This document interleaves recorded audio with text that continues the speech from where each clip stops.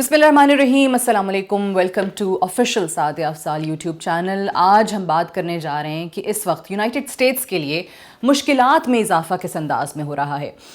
हर मैदान में हम देखते हैं कि अमेरिका की कोशिश है कि चाइना के साथ कम्पीट किया जाए, और ये पॉलिसी आज की नहीं है, बहुत दहाइयों से चलती आ रही है। इस वक्त भी वाशिंगटन के लिए चाइना की जो मईशत है उसमें तरक्की जिस अंदाज में हो रही है, या साथ ही साथ यूँ कहिए कि जो अब इस वक्त साइंस और टेक्नोलॉजी की तरक्की हमें नज़र आ रही है, वो वाशिंगटन के लिए बहुत ही ज़्यादा परेशानी का बायस बनी हुई है।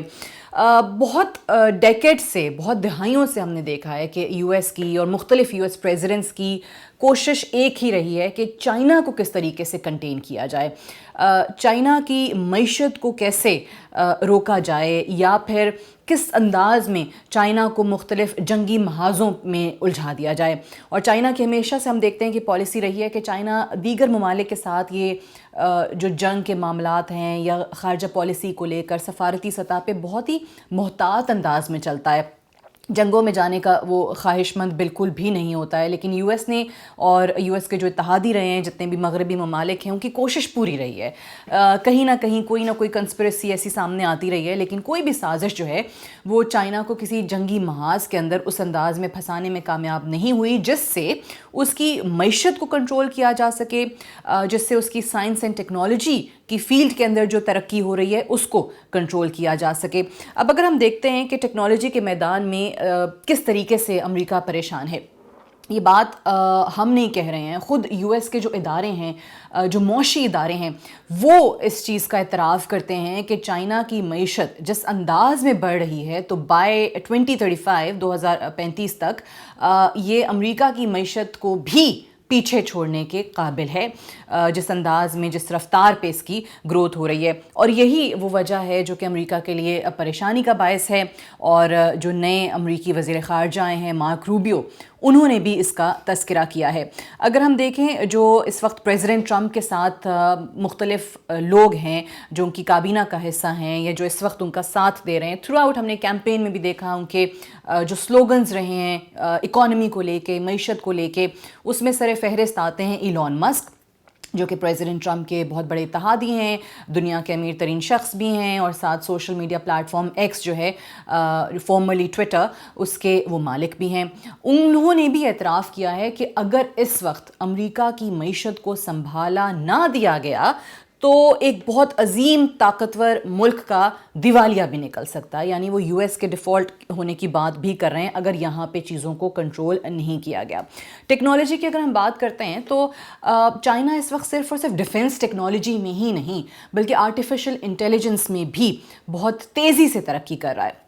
पिछले कुछ दिन पहले हमने देखा कि हर तरफ एक पागलपन का समा था, ख़ास तौर से यूएस मार्केट की अगर हम बात करते हैं, जिसको ट्रिलियन ऑफ डॉलर्स जो हैं उसका नुकसान हुआ। किस अंदाज में एक एआई मॉडल, डीप सीक के एक आर्टिफिशियल इंटेलिजेंस मॉडल ने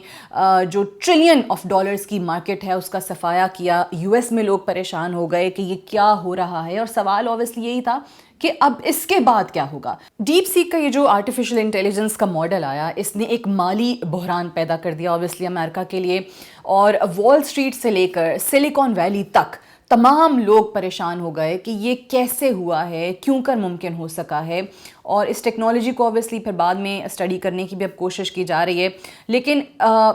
ये मॉडल जो है ऐसा नहीं है कि कोई भी इसकी जानिब मुतवज्जे हुए बग़ैर रह सका हो। ऑब्वियसली इसने सबकी अटेंशन जो है वो अपनी तरफ डाइवर्ट की। 20 जनवरी को इसी साल जब प्रेसिडेंट ट्रंप की ओथ टेकिंग सेरेमनी चल रही थी, तो हमने देखा कि अमरीकी बड़ी बड़ी टेक्नोलॉजी कंपनीज़ के सरबराहान जो हैं वो उनके हमरा उस ओथ टेकिंग सेरेमनी में मौजूद थे। और ऐसे में उस वक्त या उस दिन स्पेसिफिकली अगर मैं बात करूं तो डीप सीक को एक चाइनीज़ स्टार्टअप के तौर पे जाना जाता था कि जी चाइना की एक कंपनी है, इसका एक मॉडल आया है।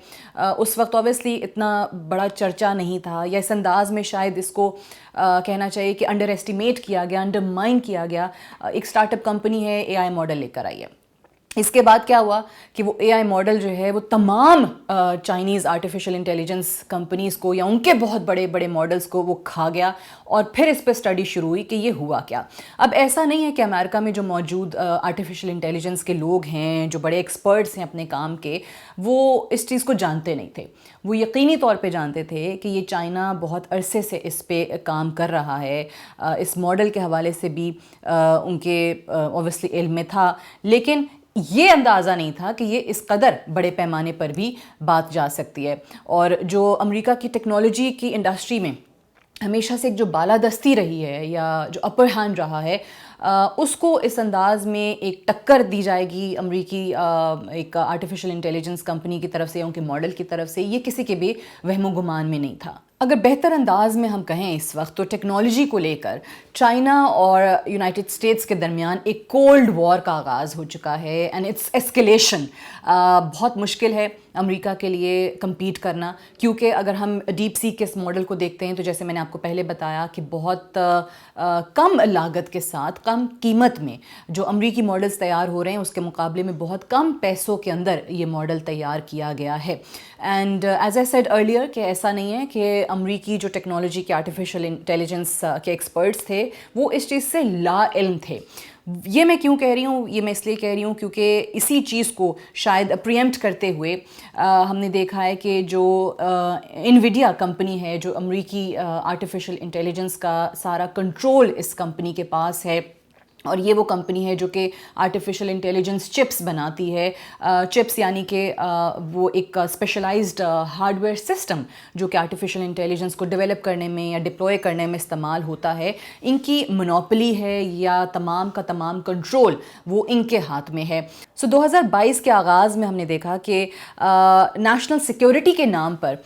یہ جو اے آئی ٹیکنالوجی ہے یا یہ جو چپس ہیں، اے آئی چپس ہیں، ان کی برآمدات کو روکنے کی کوشش کی گئی، ان کی ایکسپورٹ کو روکنے کی کوشش کی گئی۔ So again as I said کہ اوبویسلی جو واشنگٹن میں بیٹھے پالیسی میکرز ہیں